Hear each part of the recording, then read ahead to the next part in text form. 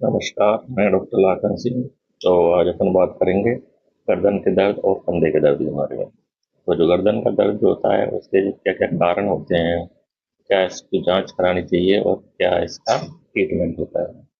तो most commonly जो इनके कारण होते हैं उसमें सबसे पहला है मसल स्पान। जो गर्दन की जो मसल्स होती हैं वो इसमें स्पाज्म हो जाता है, जिससे क्या होता है गर्दन को मूवने में दिक्कत आती है और गर्दन में दर्द होता है।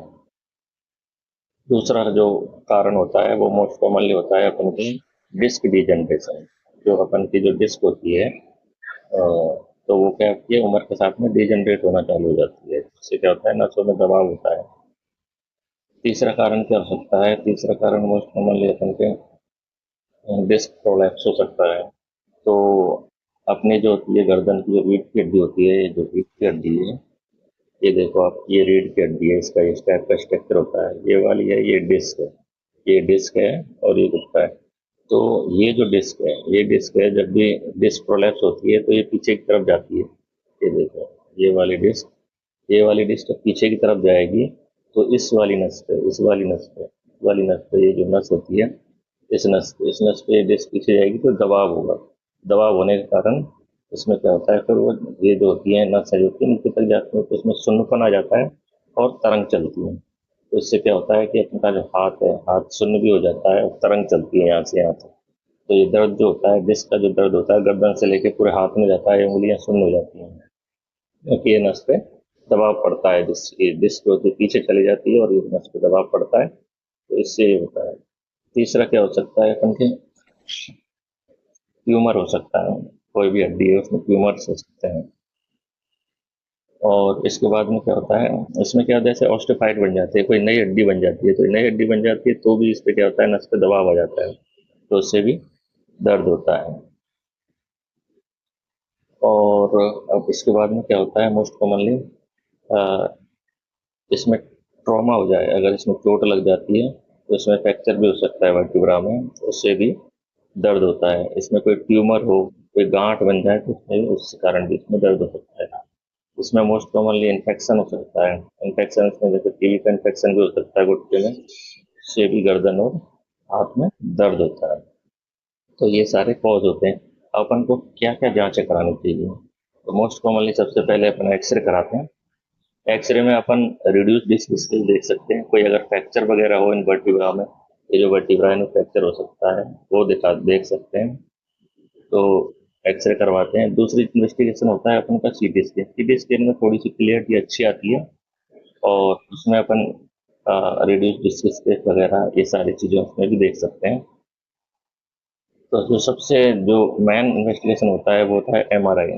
एमआरआई में अपन डिस्क प्रोलैप्स देख सकते हैं, कोई ट्रॉमा से जो फ्रैक्चर हुआ है उसको देख सकते हैं, नस में दबाव है तो उसको भी देख सकते हैं। तो एमआरआई मोस्ट कॉमन इन्वेस्टिगेशन होता है, उसमें अपने को लगभग सारी चीज़ें पता चल जाती है। इन्फेक्शन भी उसमें पता चल जाता है क्योंकि उसमें डिजनरेट होते हैं डिस्क। और इसके बाद में अपन और क्या इन्वेस्टिगेशन करा सकते हैं, और इन्वेस्टिगेशन में अपन बात करें तो इलेक्ट्रोमायोग्राफी होती है ना, उसमें मसल कॉन्ट्रैक्शंस वगैरह पावर देखते हैं।